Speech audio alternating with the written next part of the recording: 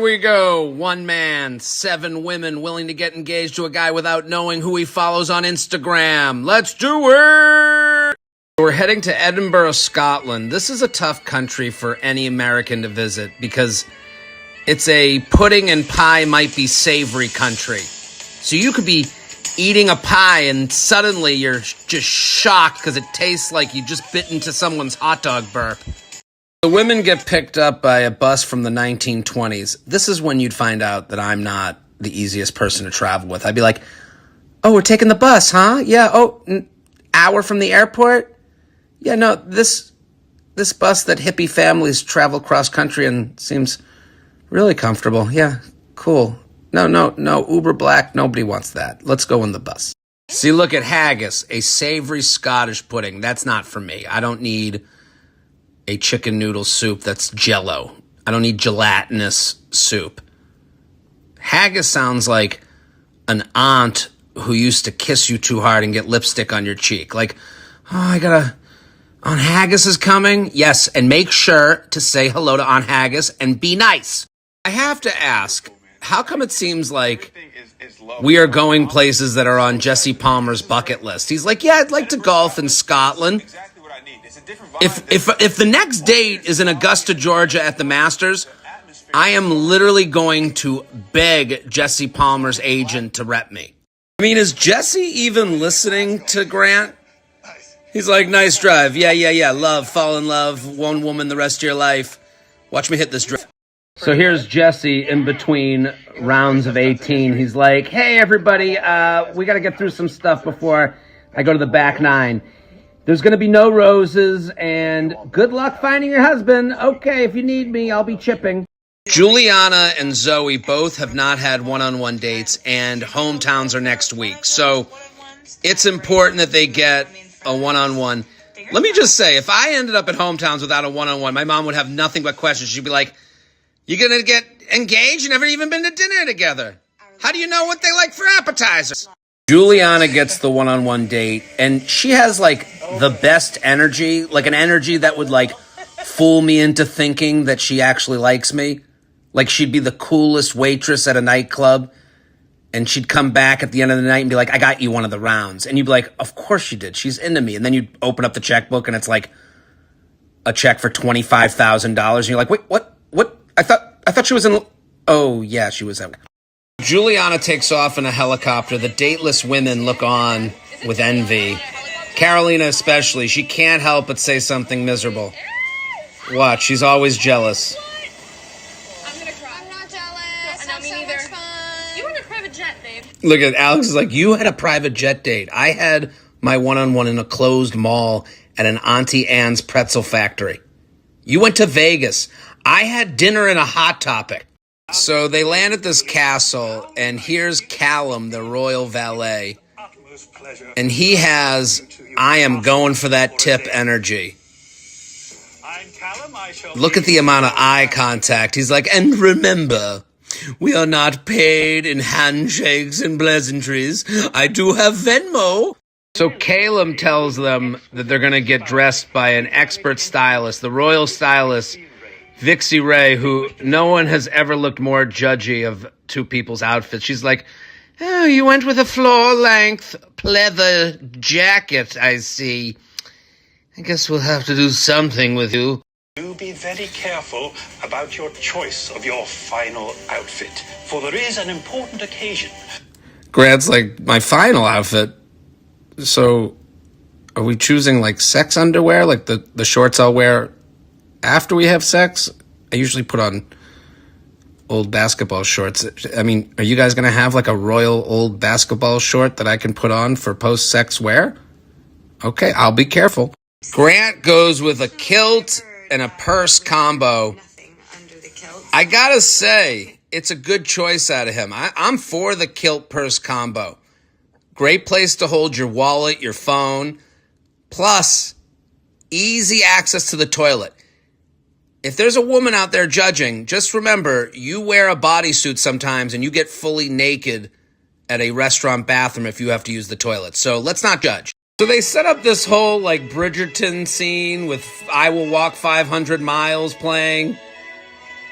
And it's all romantic until you remember that, like, all these people are actors or, like, starving actors. They're like, I will walk 500 miles to get an audition that helps me stop being a barista. I hate pouring espresso drinks. Please help me, please help me, please help. You go to the nighttime portion of the date, and Juliana talks about growing up with someone who has addiction issues. It is the most cryptic description of someone having problems. Like, Grant's been like, yeah, my dad, alcoholic. And she's like, somebody has something, and there's a thing going on in the house with a thing. And it's been hard on me. So Grant and Juliana connect on having to deal with things by themselves, and then Grant shows Juliana his lone wolf tattoo, and she's like, that's me too. We're a bunch of lone wolves. Let's see what the wolves have to say. Us wolves appreciate being acknowledged tonight. We do not appreciate being generalized as lone and antisocial. We are a social beast. Yes, if you invite us to a party, we are going to be standoffish. We're going to be a little cold. We like to feel out of room, but to call us all lone wolves, just a generalization that we do not appreciate. They have this magical date, and they do a bunch of making out while there's fireworks going. Can you imagine having to make out with someone with a camera right underneath you like this? Like, this camera isn't far away. This is right beneath them. Like, the camera's getting a little bit drooled on. Like, if they're doing a real kiss, like, they're getting some shrapnel. If you have fun watching The Bachelor with me, you're going to love my live show. I'm on the road, as you can see, New Zealand and Australia. Then I come back to the States. I also have a special on Netflix, 37 and Single. Go watch it, stream it, enjoy it, share it with friends. So we're on the group date. I can't tell what the weather is based on what they're wearing. It seems like it's cold above the waist and hot below the waist. Like, scarf on top, it's cold out. Skirt on the bottom, it's hot out. Jacket on top, it's cold out. Jeans on bottom, it's warm out. Long sleeve on top, it's cold out. Shorts on bottom, it's hot out. Jacket on top, cold. Bodysuit, hot. Well, this is kind of a combo of cold and hot up top. But Carolina, that's cold weather wear on top, warm weather wear on bottom. Is it?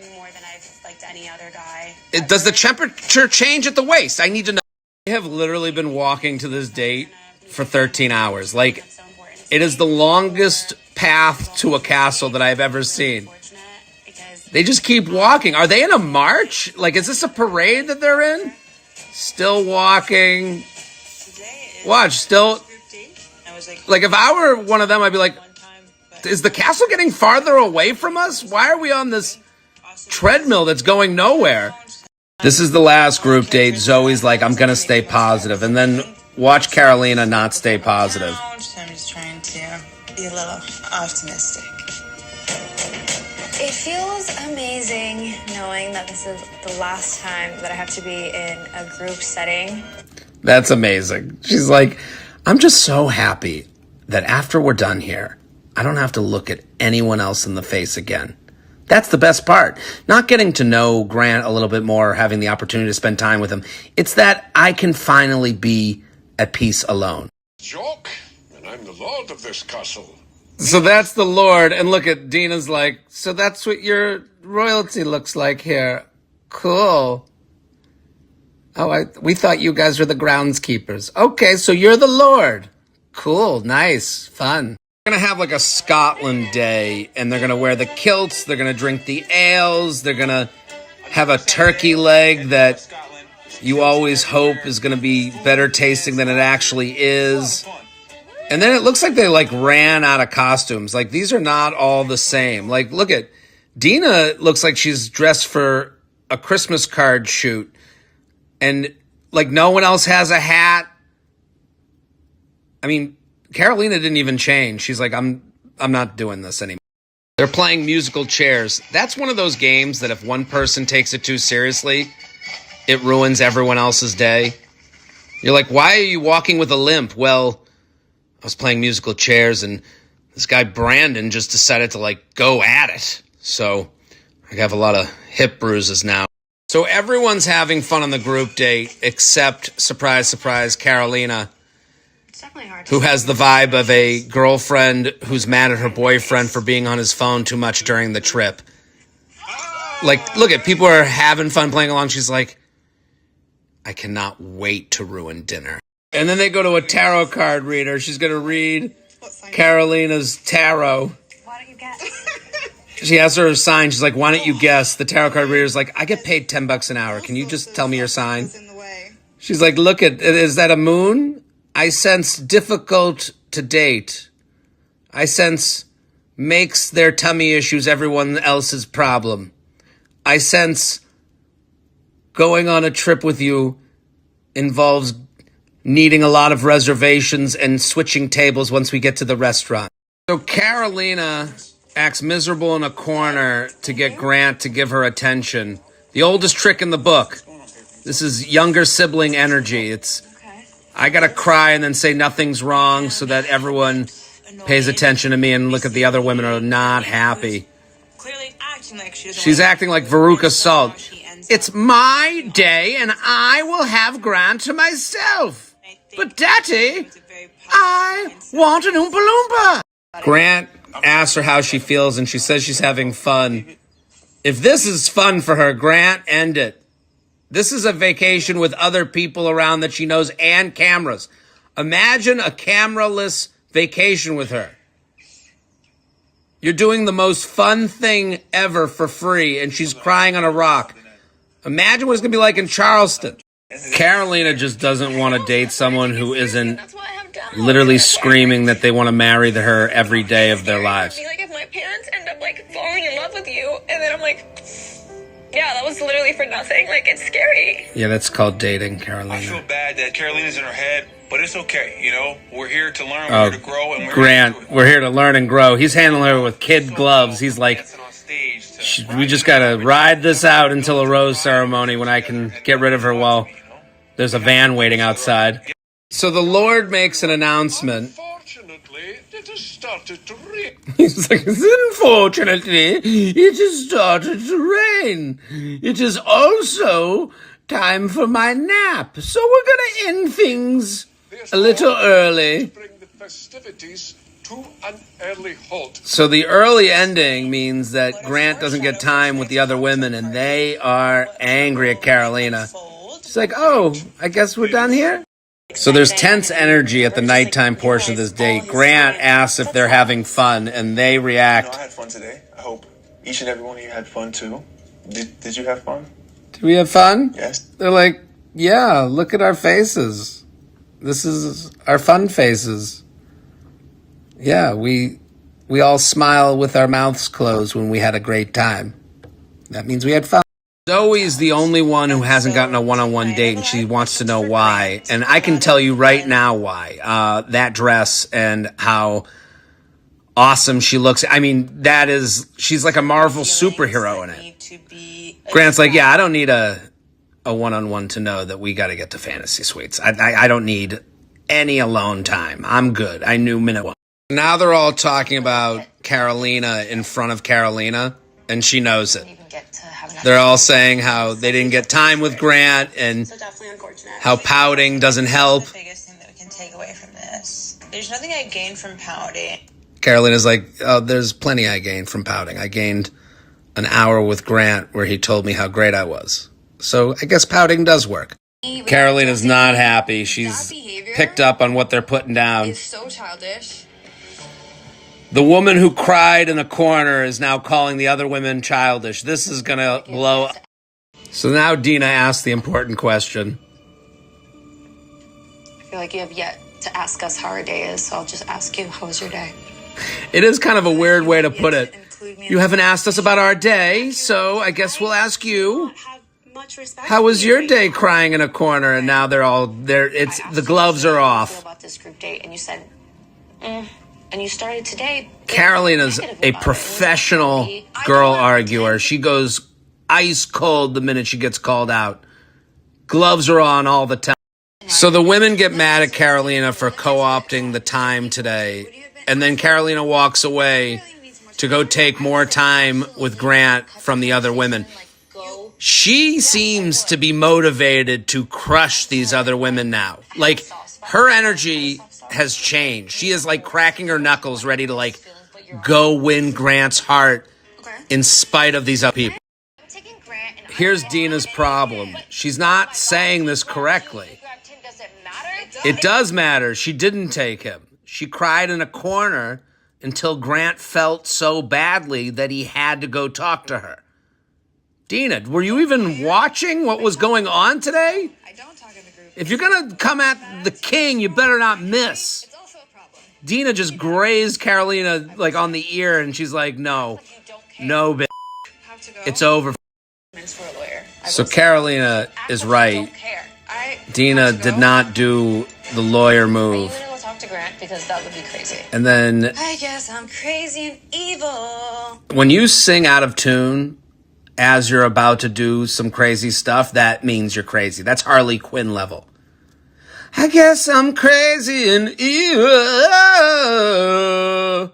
Like, if I heard a woman I was dating sing out of tune about while she was angry, that's my moment to be like, scared. Carolina goes talks with Grant, and her energy is a total 180. She is now playing this game to beat the other women, not to be with Grant. He is a trophy to get so that the other women can't get her. Look at how happy she is. This is a different person. She's another Batman villain. This is Two-Face. She's like, Grant, baby. Oh, don't worry about the stuff earlier. You're crying? No, that's not me. It's a bad sign when Carolina's only good times on this show are when she gets a private jet to Vegas alone, or when she's had Grant away from the other women while they're angry that she's with Grant. They asked Carolina how it went tonight, There's no problem. and now everyone's saying we're done. That is when you know a woman has had it. Didn't you want to be real? Nope, we're not dealing with this anymore. We're absolutely done talking about this. Oh, no. I've been done. Everyone's done. I've been done. We're done. You're done. I have been with a woman who has said she's done, and that does not mean she is done. We have plenty of more drama to go. So Dina tries to tell Grant that Carolina's being awful, but never says her name. I think you're intuitive. I think you know what's up. And I trust that you'll make a good decision, but I'm pretty sure you're picking up what I'm putting down. How about, he's like, yeah, you want to hook up in the bathroom in 10 minutes? Yeah, I get it. I see it. I hear it. So 10 minutes in the bathroom, little makeout sesh? Is that what you mean?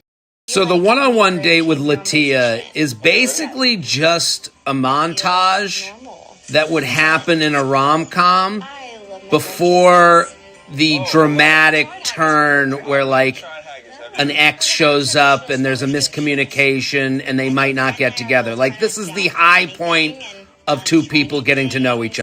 They're doing all the Scotland things. They're having whiskey. They're hanging out with Scottish Jason Kelsey. He's like, all you got to do is do a podcast with your brother who dates the most famous person alive, and then they'll give you any job you want. Of course, Grant's going to play the bagpipes. You're going to hear this single on Spotify later tonight. It's going to be on his new single. He makes me feel. They see this guy preaching on a corner. He looks like he's starting a rally about discontinued McDonald's items. He's like, the chicken selects were different enough from the chicken McNuggets to stay on the menu. I don't care what anyone says, or at least have them for a month a year like the McRib. He's actually a poet. And of course, Grant's going to do some poet. Look at he's like, okay. When do I get my shot? I'm ready to go. I hope that I can use my phone to play a beat so I can get this singing on camera.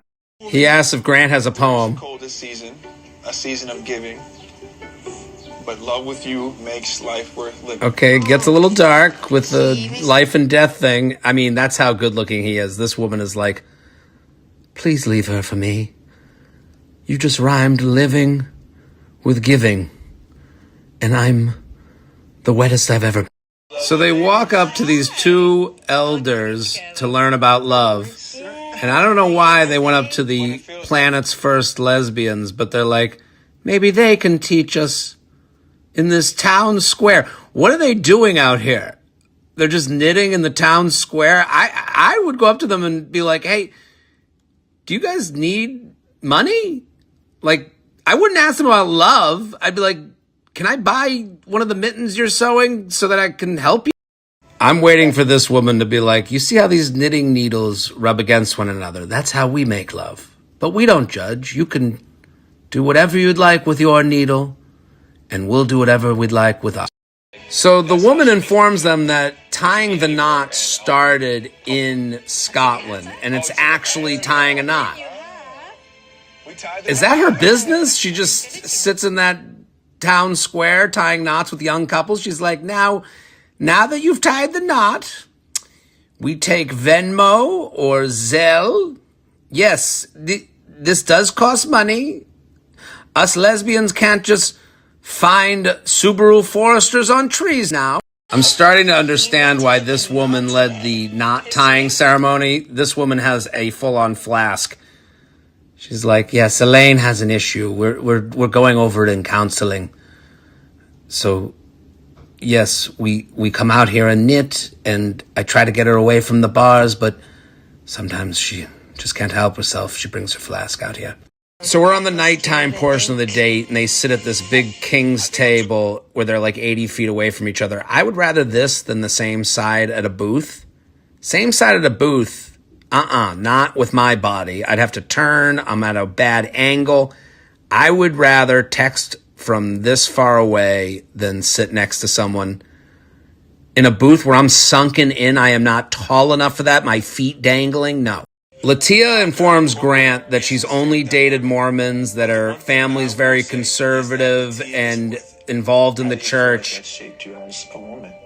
And that's not the question. If I'm Grant, I gotta be like, are you wearing the magic underwear? What's this religion like? Will they accept me?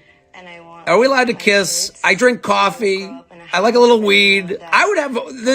listen, you don't want to be insulting, but you're like, if I'm him, I'm like, I've heard some things. Can you tell me what I know?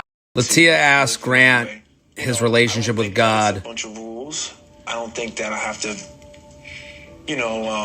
pray every night at 9 o'clock. But I go to church on Christmas, and that's it. Anything is love, because this is Grant being like, I pray on Christmas and when the turbulence is bad during a flight. And that's what I got. Yeah, I know Grant. We're more like acquaintances. He only gets in contact after he's been with a woman. He's a pull-out guy. He likes to pull out. So that adds a lot of stress. So he'll call me to calm down and he'll do a few prayers. But yeah, I wouldn't say that we're like very close. Grant shed some tears about feeling lonely and eating dinner alone. And knowing I have a safe space with Latia is there for him. It is not crazy for Latia to fall in love with Grant. It's crazy for her to come on this show. She's like, man, dating's been hard in this Mormon community. I really want to get married. Let's go on this show where I can compete against 30 other women for a type of guy I've never dated before in my life. But I do buy that they're falling in love. So then they dance. How did they find the best singer they've ever had on this show in Edinburgh?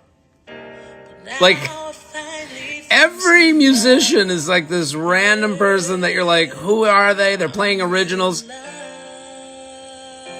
This woman's unbelievable. Where's she been hiding? Get her to Hollywood. So we're at the rose ceremony, and Carolina decides to talk to Dina. Dina, can I grab you for a sec? Me? Yeah. And Dina reacts like the coolest girl in school decided to come up to her at the cafeteria. She's like, me? Little old me? What? You want to talk to me? But we sit next to each other in math every day, and you've never looked at me once. See you again. Carolina does the fakest apology you've ever heard in the history of apologies. She's like, I don't know what I did or why you feel hurt by me or why you'd ever be angry at me, even though I know fully well that I had a temper tantrum and made sure that you didn't get any time with the guy that you're trying to marry. But just know that I love you, and This is my truth. She says all the things the evil aunt on Facebook would say. Feelings are not facts, and this is my truth, and I hope that you feel better even though it's not my fault. And there's a lot of ear whispering. They don't want it to be like this. It shouldn't be. It shouldn't be like this. This was the most bless your heart speech I have ever heard. I'm glad that I was able to bless your heart.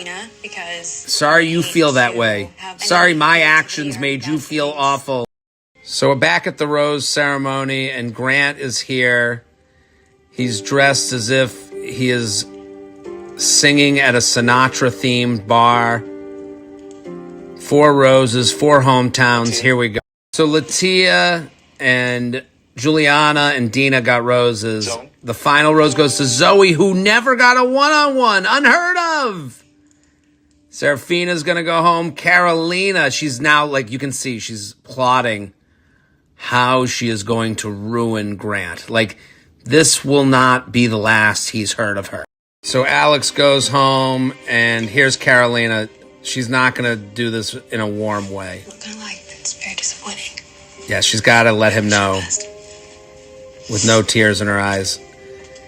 $10, she says she was blindsided.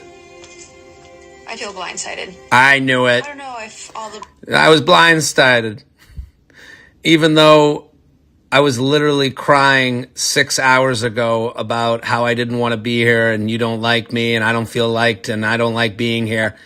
I feel blindsided. It came out of nowhere. And that's it for The Bachelor. And that's it for me. I'll be back next week. Share with a friend.